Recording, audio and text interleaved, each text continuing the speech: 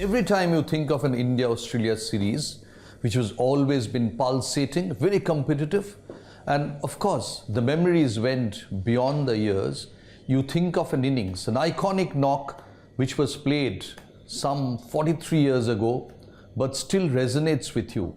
An incredible knock, one of the all-time best knocks ever played in India versus Australia series.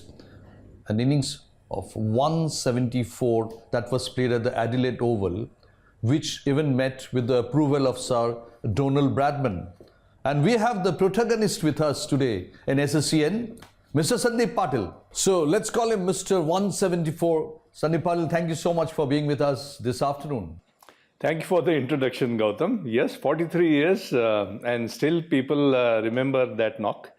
I'm getting goosebumps. That's a knock we grew up with. A lot of people from the generation grew up with that knock because it gave so much belief to Indians that they can handle fast bowling, they can meet fire with fire even in the down under. Yeah, to be very honest, Gautam, you know, I still recollect before the tour when my name was announced. From that particular moment, I started, you know, seeing Jeff Thompson, great Dennis Lillee, Rodney Hogg and company, you know, Lenny Pascoe. And I was wondering and I was, you know, asking questions to myself, how am I going to face these greats? And mind you, there were no fast bowlers available to get practice. You could only practice from 18 years possibly. Yes, and there was no bowling machine also. Only fast bowler we had was Kapil Dev, of course, but that was not good enough. And I had heard a lot of things about Australian wickets. So I kept on firing questions at Sunil. How did you manage to, you know, face these bowlers? How did you manage? And, you know, scoring all those runs. And he said that the simple thing, he said that if you have faced Imran Khan and company and have got few runs, so it will be same. But honestly, you know, I was not comfortable. Till I've actually faced Dennis Lillee when we came face to face in first ODI at Melbourne, then I really realized that it's okay, you know, I could handle him. So apparently the Australians they used to talk. Did it improve your cricketing vocabulary? That is another good question. Thank God I didn't know anything about English. Mind you, those days, be it Dennis Lillee, be it Rodney Hogg, be it even Lenny Pascoe, or even Thomo, Jeff Thompson, they used to come after they used to bowl, they used to come right next to you, and you know, the verbal battering used to go on. And I remember all these bowlers going at me, and as I said earlier, you know, I hardly knew anything about English, so I used to just laugh it off, and they used to get more angry, more upset. we are abusing this guy, and he is laughing it out. So, but it was fun. It was fun. That series had led to the introduction of an helmet by an Indian cricketer for the first time. You got injured batting at 65 and decided to employ the helmet in the next test match. Yeah, I think that was a bad injury, bad blow, and of course it was my fault. And I've said this many times, and how it happened actually, and why it was my fault. I remember batting on 65, which you just mentioned, at Sydney, first test match, first innings.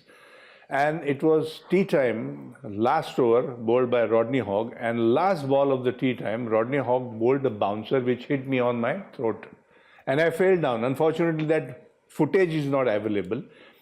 And then, of course, when you get hit and when you're down on the ground, it creates all sorts of apprehensions in your mind. Yeah, and as I was walking back to the dressing room, the tea was called.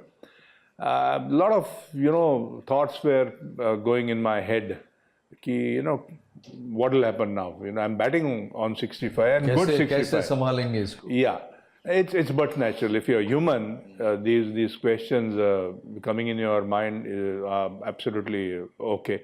But as I entered Sydney dressing room, first thing I saw is Sir Garfield Sobers sitting on a table and looking at me and welcoming me and saying, "What a knock, my son." I didn't realize for a moment that Sir Garfield Sobers is actually talking to me and praising me. And on the other side, I'm just thinking about my injury. But when Sir Garfield Sobers says something to anyone, Lifted your spirits. definitely. And then I said, yeah, thank you, sir. And I went and sat in my chair. And a lot of noise, lot many advices started coming. Sandy, wear this, wear that, wear that. Mind you, we had just one helmet, which was Dilip Doshi had with the visor, and me had not played. Which is the minimum usage. Yeah. Anyway, due respect to Dilip. And that also played on my mind, whether to wear helmet or whether not to wear helmet. And again, Sir Garfield Sobers said, son, you're batting so well, why you need this protection? Then I asked Sunil, Sunil, what do I do? So Sunil said, well, if you keep your eyes open, you will not get hit. So naturally, Sunil was everything to us then. We never had a trainer or someone. We had Bapu Nadkarni as assistant manager and Wing Commander Durrani as a manager. But definitely I listened to Sunil because he had faced all these great fast bowlers over the years and scored tons of runs. So I said, okay, Sunil, I take your advice. And I went back after the tea time. I went back. It was Lenny Pascoe's first over after tea. And first ball, Lenny bowled. And when you have this double mind in your head, whether to duck or whether to sway away, there are two ways to avoid bouncer. And I was tall, so it was difficult for me because everything was coming at my, head level. It was okay for Sunil or Vishy on that tour because they were short, so everything used to fly over their head. And this moment, if you see the clip even today, you'll realize that I'm neither ducking nor, I'm swaying away. So I was caught in between, and that's how I got my, hit right on my left ear, right inside my left ear, but it was a bad blow. And again, the funny thing which happened, I was down on the ground. Late Bapu Nadkarni, he was assistant manager, he came running. There was a Dr. Senthil Nathan from Sydney. He accompanied him, and our reserve Yuvraj Singh's father, Yograj Singh. All these three guys came running. I could see, the Australian team surrounding me, but I was in real pain. And I was down on the ground, and Bapu Nadkarni, in this ear only, he said, Bada dukhte ka? Means, is it hurting? And I said, oh my God, Oh, the moment he whispered that, even a whisper. Yeah, and I got a sort of a jolt. And second thing, what I realized is Yograj Singh, who was like Tuffy, he said, hey, chal puttar, kuch nahi hua, chal. He grabbed me literally. And that you can see, he made me walk. And mind you, when you have a head injury, You're not supposed to walk. You're not supposed to walk. So I took few steps and I collapsed. And then I don't know what happened. I realized it was maybe late in the evening when I woke up. I was in the hospital, and there was a doctor. He said that you've been sedated, but I want you to go through one test. And I remember there was a wooden floor and there was a steel plate, a small 1-inch steel plate. Was it the concussion test? I don't know. And the doctor requested me, can you walk on this steel plate? So my one leg was on steel plate, the other leg was, like falling. So he immediately grabbed me, and again he gave me some injection, and I was again gone. And next morning, when I woke up, first thing what I see, Lenny Pascoe in front of me. Oh. In the hospital room, in my bed, I just opened my eyes and Lenny Pascoe, I said, my God, he hit me yesterday, and what is he doing here? There's a test match going. And then I saw Sunil Gavaskar, and then I saw Wing Commander Durrani and Bapu Nadkarni. But it was so sweet of him to come to check with me. And mind you, do you know this, or do people know that after that injury, Lenny Pascoe did not bowl a bouncer to anyone, and he retired. And he kept his word. So it must have, given him also a shock. And it was a nice gesture from Lenny, but it was my fault. Are you in touch with Lenny Pascoe? No, unfortunately, no. I met him many years back at Singapore when we were playing six-a-side, and we greeted nicely. We exchanged use a few words. But very sweet of Lenny. So the left ear is sponsored by Lenny Pascoe. Yeah, still. This is Lenny. And then what happened subsequently was history, as you cracked 174 in the next test match in Adelaide. And what were your thoughts? What were the thoughts going on in your mind next time that you... Well, honestly, Indian press and world press had written me off. I could read the newspaper headlines saying that another Nari contractor. Yes. I remember Anshuman Gaikwad, late Anshuman Gaikwad was hit by Michael Holding in 74 tour in West Indies. 76 in West 76 in Jamaica, I believe so. But this injury, I was not sure whether I'll take a guard. I remember talking to my dad, late dad, and I remember his words. He said, he never talked to me on my cricket, but that particular phone call, he said that, mind you, you are from Shivaji Park. You know, Shivaji Park has a tradition, Shivaji Park has a history. Don't run away.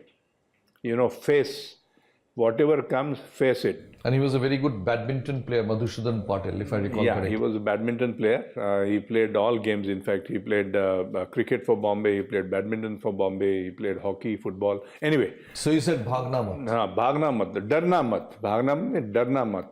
So, that thing was going in my mind. But Gautam, when anybody who gets a head injury, it remains there.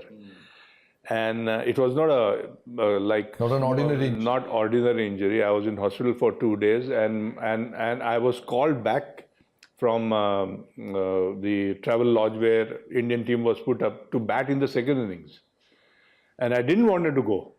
But in those days, whatever captain said, you have to just say yes, sir. So from my room, I was watching a match, and India had no chance saving a test match. We were, I think, 300, 400 runs. Kim Hughes, I think, scored a double 100. We were way behind, and we had lost 6 wickets. So I got a call in my room that your captain wants you back on the Sydney dressing room. I said, my God, what do I do now? One thought came that, I'll run away. Were you on saline then? No. I was not on saline. There was no stitches. I had a broken jaw here, and this ear was like a donkey ear, lamba itna, gadhe ka kaan jaisa hua tha, and I was bleeding also. But then when your captain calls you back, then you have no option. So I went to the dressing room. By the time India had lost 8 wickets, so everybody was trying to put pads on, and I'm thinking, oh my God, what do I do? How can I face? I don't want to go. And then also, what my father had said, it was playing in my mind, Darna mat. Kya bhi aaya hai na, dar ke piche kya hai, whatever it is. And then I went on to bat, and what applause I got from, standing ovation I got from the Sydney crowd. And I felt really, really great. What did the Australian fielders tell you? No, they didn't say a word. As I walked, I took a... Their dictionary stopped. Yeah.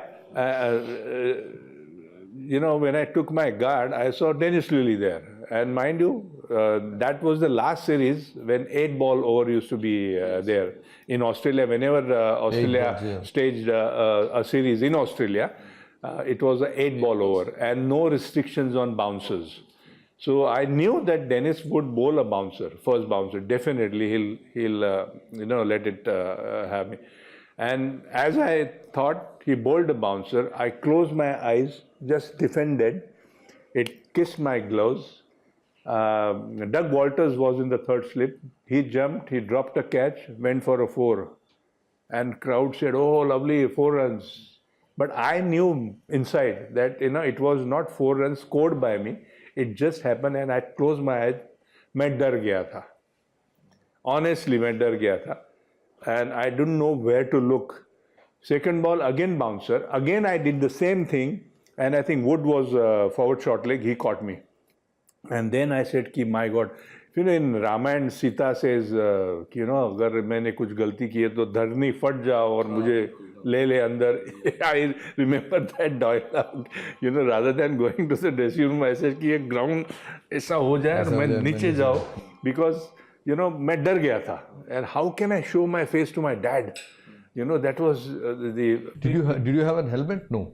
I had I wore a CNA provided helmet to Indian team then. So I was wearing a helmet, and as I was walking back, so many thoughts, were going in my mind. My God, how can I show my face? Forget about my dad, but to my fellow cricketers, because it was written on my face that if you can't hide these emotions or anything. And as I was getting close to the dressing room, Sunil came. And Sunil came and received me. I don't think it has ever happened. He crossed the boundary line. He came. He held my hand, and he only said, "Well done. You faced Dennis Lillee." I didn't know. I didn't realize what it meant when he said this. But today I realize that it was his decision. Mind you, in modern cricket, any injury, you get your MRI done, and then there's a rehab, there is a cooling period, whatever it is, recovery time. And with a head injury, I don't think anybody in today's modern cricket would be asked to bat in today's time. And Sunil did that, and I think that was a major decision. A lot of criticism Sunil got for sending me in the second inning, but I salute Sunil for making that decision, because that gave me some confidence. And then second advice from Sunil was, now that helmet is here in our dressing room, get used to it, because the second test was another 7-8 days time. So he said that I want you to play in the second test match, but wear helmet, except when you sleep or when you are having a shower, you remove it and get used to it. So whenever I used to go in the evening, I was not able to eat anything. I was only having milkshakes because of the jaw fracture, and there was a perfusion. There was a hole in my eardrum. So I kept doing that, and there was a ODI between at Brisbane, India, and New Zealand, where I scored 50. Okay. Before second test match, there I regained confidence. And then I think my luck, I survived first over of Dennis Lillee. If you look at the second test, first over, which Dennis bowled to me, I just missed maybe all 8 balls. Didn't nick. Luck plays a big a part in cricket. What a massive comeback innings that was, full of glory, grit, determination. And apparently I hear that after the innings, even Sir Donald Bradman, who was a regular visitor in Adelaide, which incidentally became his hometown later on, had come to congratulate you in the Indian dressing room, and no one could recognize him. Is it true? Yeah, very true. In fact, Sir Don Bradman had watched me score 100 at Adelaide against South Australia. Dilip scored 100, I also scored 100, and Sir Don had some meeting. He was on the board of South Australia. So it was the second time he had watched me bat, and I still remember I was batting on 150, end of the day's play, and Yograj Singh, he came and told, mind you, nobody was allowed in the dressing room. I don't know what are the rules now, but those days, unless you get a permission from your captain. So it was very strictly followed, and Yograj Singh came and said that some old gentleman is standing there outside and he wants to come. So can I bring him? So Sunil said, who is he? Meanwhile, Carson came in with Sir Don. Okay. So Yograj Singh had failed to recognize it was Sir Don, and he came straight to Sunil and he said, where is Mr. Patil? And I was sitting on the other side. So I said, there he is. Okay. And he said, Gautam, even... Goosebumps here also. Yeah, he said, Patil, that he used to call me, I would love to watch you bat again. I mean, coming from Sir Don, oh my God. I still remember, those words, golden words. First, it was Gary Sobers, and then in few days' time, Sir Don. Oh God. And then eventually the third test match in which India had won, that that also was the very defining test match. I remember Salim Khan, a cricket lover, and the famous Salim Khan had told me that if Janjeer had defined the angry young man persona, that 81 test match win against Australia also defined the newfound resolve of Indian cricket. Do you agree? Yes, and you mentioned Salim Khan, Salim Bhai, our favorite. This ring has been given by Salim Bhai. Oh, Yeah, and I still wear it. okay. So, When yeah. did he give this to you? This was 2008. Okay. Nobody expected, because first test we had lost. Second test we managed to do. And third test, thanks to the wicket, which was similar to Indian wickets. It was rough, and they were, even gadda bolte hai na? That kind of a wicket, which we were used to it. The Australian batters were not used to it. You can also recall how Greg Chappell got out, Yes. from behind. Karsan Gowrie bowling him behind the legs. behind the leg. Dilip Doshi bowled very well in that. I also got my first wicket, and who? Dennis Lilly. Oh, what a revenge, sweet revenge. What a revenge. Cotton bowled. And second wicket was Lenny Pascoe. Lenny Pascoe. But yes, that was a win which, in a word, changed the thinking. The landscape of Indian cricket. Yeah, I wouldn't say landscape, but yes, the belief in Indians started with that particular win. No Indian team had beaten Australia in Australia. And we leveled the series for the first time. Yes. Gautam, you may not know, there was another good story after this head injury. When my mother wanted to speak to me, I was in the hospital. We never had a landline in Dadar, where we were staying. And mother used to go to my uncle's place and then try to call. And this thing, then late A.R. Antule, who was the Chief Minister of Maharashtra, he came to know that Sandip Patil is injured, he's in the hospital, and his mother wants to talk to him, but he doesn't have a landline. And mind you, next day the phone was installed in my house. It was a big gift. In those days, if you remember, Yes, to get a 24 hours to landline get a was landline. like, you have to wait for a year, maybe a year and a half. Yes. So I started saying, anybody wants a landline, get hit on the head. True.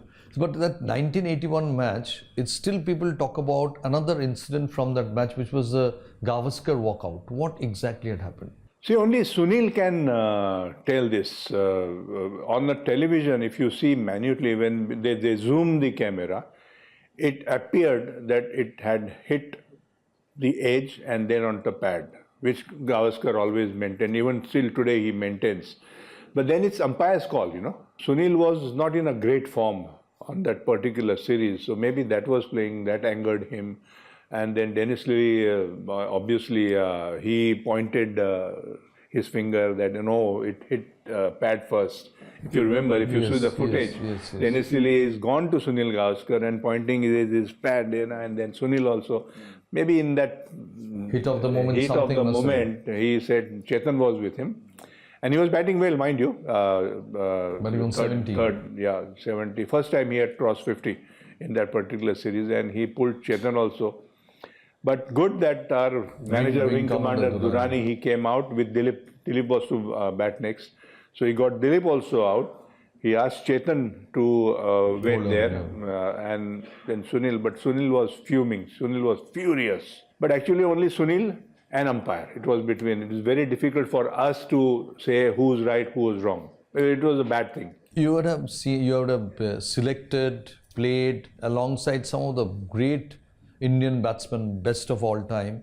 If you were to pick one for an Australian tour, irrespective of the generation, irrespective of the year, who do you pick? I will give you 3-4 choices: Gavaskar, Sachin, Kohli, and Dravid. Who would you pick to play for yourself in Australia? I think, comparison in cricket is very bad, and all these four are, legions. They are great world-class players, all have done exceptionally well. But as I said, different generations. Sunil faced, majority of the fast bowler with ease, and now today we see Virat doing the same. But out of these four, if I have to say who stood out, in entire career. I'm not talking about one particular test match or one particular series. I'm talking about their career. Sunil has had his career, Rahul has his career, so has Sachin, and Virat. and now Virat is again going on this tour. I would say that definitely Sachin Tendulkar. You'd pick Sachin Tendulkar to play for Yes. you in Australia. Yeah, because of the consistency also. Yeah, and then because of his record in Yeah, Australia. record in Australia.